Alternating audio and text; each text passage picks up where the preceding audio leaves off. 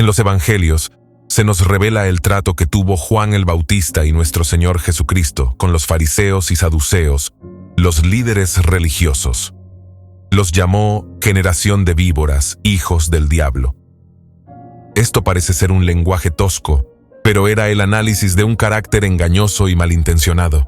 Estos adjetivos explican muy bien las implicaciones de estas palabras. No cabe duda de que muchos de los que profesan una religión no son coherentes con lo que profesan.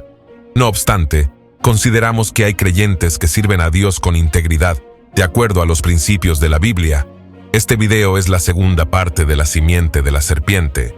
Si no has visto la primera parte, te dejaré el enlace en la descripción del video para que puedas acceder. Antes de continuar con este interesante tema, te agradezco que le des me gusta a este video y te suscribas. Empecemos. Como fue predicho por Dios en el Génesis, siempre habría enemistad entre la simiente de la mujer y la simiente de la serpiente.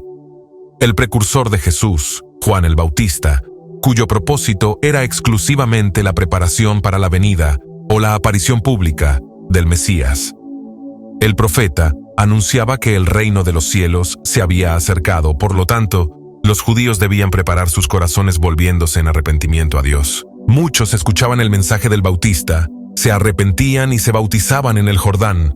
Los líderes religiosos iban allí donde estaba Juan, pero no con la finalidad de arrepentirse, sino para cuestionar u oponerse al hombre de Dios. Leamos lo que dice el Evangelio de Mateo, capítulo 3, versículos del 7 al 9. Dice: al ver él que muchos de los fariseos y de los saduceos venían a su bautismo, les decía: generación de víboras, ¿quién os enseñó a huir de la ira venidera? Haced pues frutos dignos de arrepentimiento, y no penséis decir dentro de vosotros mismos: a Abraham tenemos por padre, porque yo os digo que Dios puede levantar hijos a Abraham aún de estas piedras. A los encargados de enseñar la ley de Dios y guiar al pueblo, se les acusa de ser generación de víboras, lo cual hace referencia a Satanás. Estos religiosos hacían la voluntad de su padre, el diablo, y no la de Dios. ¿Qué vio el Bautista en ellos? Juan supo que no eran sinceros, reconoció su verdadera naturaleza. Los fariseos profesaban gran devoción a la ley, pero interiormente eran corrompidos, sectarios, hipócritas y pretendían una justicia que no tenían. Los saduceos eran aristócratas sociales y escépticos religiosos que negaban doctrinas básicas como la resurrección del cuerpo, la existencia de los ángeles, la inmortalidad del alma y el castigo eterno. El cuadro de las víboras huyendo de la ira venidera halla un vívido cuadro en esta descripción, como un fuego aislado cuando el pasto seco y las espinas arderán por kilómetros y los reptiles inmundos saldrán de sus cuevas por causa del calor. Es por ello, denunció ambas sectas como engendros de víboras que pretendían desear huir de la ira venidera, pero sin exhibir señales de verdadero arrepentimiento. El arrepentimiento y la fe están inextricablemente ligados en las Escrituras. Arrepentimiento significa dar la espalda al pecado, y fe significa volver a Dios. Ellos creían que el hecho simple de ser descendientes de Abraham, miembros del pueblo escogido por Dios, los hacía espiritualmente seguros. Pero los verdaderos descendientes de Abraham son todos aquellos que comparten la fe y las obras de Abraham. No eran hijos de él. Por lo general, los hijos se parecen a sus padres y andan y hablan como ellos. Pero no era así con estos judíos. Sus vidas eran lo contrario de la de Abraham. Aunque eran descendientes de Abraham tocante a la carne, moralmente eran hijos del diablo. Apreciado oyente, estas son verdades absolutas. No basta con profesar una religión o decir, soy creyente. No son nuestras palabras, sino nuestro carácter, lo que demuestra nuestra verdadera condición. Durante el ministerio de Cristo, hubo confrontación nuevamente con líderes religiosos en muchas oportunidades. En el Evangelio de Mateo, capítulo 12, dice: o haced el árbol bueno, y su fruto bueno, o haced el árbol malo, y su fruto malo. Porque por el fruto se conoce el árbol. Generación de víboras, ¿cómo podéis hablar lo bueno siendo malos? Porque de la abundancia del corazón habla la boca. Los fariseos habían acabado de blasfemar. No fueron pronunciadas por accidente, sino que representaban el estado de su corazón. Las palabras que se pronuncian son, en mayor o menor grado, un reflejo de los pensamientos que llenan la mente. No puede ser de otro modo. Cristo les dijo que eran árboles malos, en otras palabras, estaba ausente la simiente de Dios, pero sí estaba bien implantada la simiente del diablo. En el Evangelio de Juan, capítulo 8, versículos 43 al 45, Jesús afirma que son hijos del diablo. Leamos el texto bíblico. ¿Por qué no entendéis mi lenguaje? Porque no podéis escuchar mi palabra.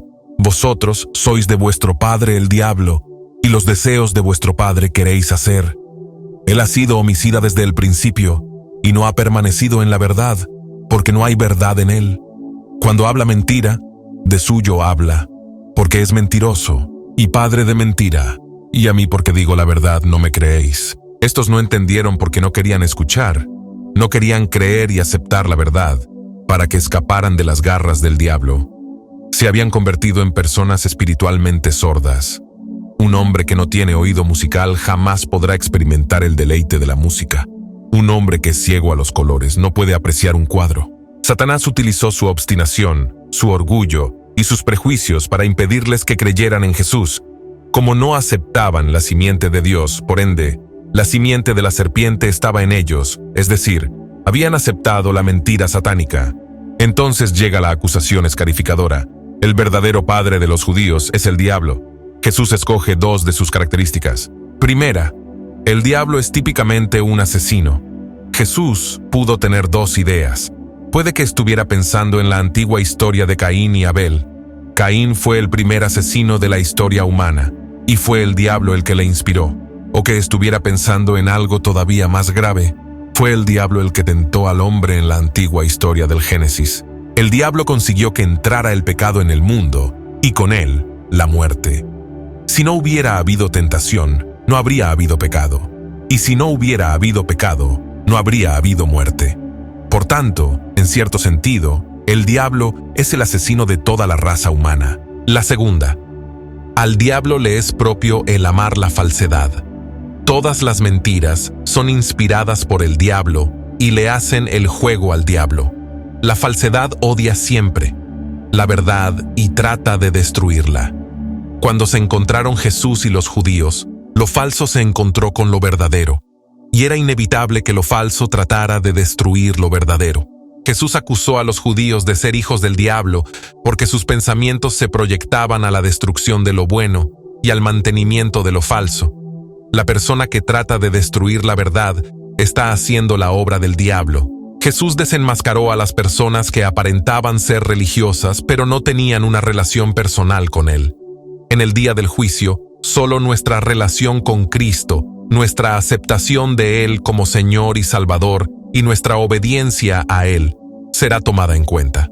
Muchas personas piensan que si son buenas y aparentan religiosidad, serán premiadas con la vida eterna. Así llegamos al final de este video y nos vemos el próximo.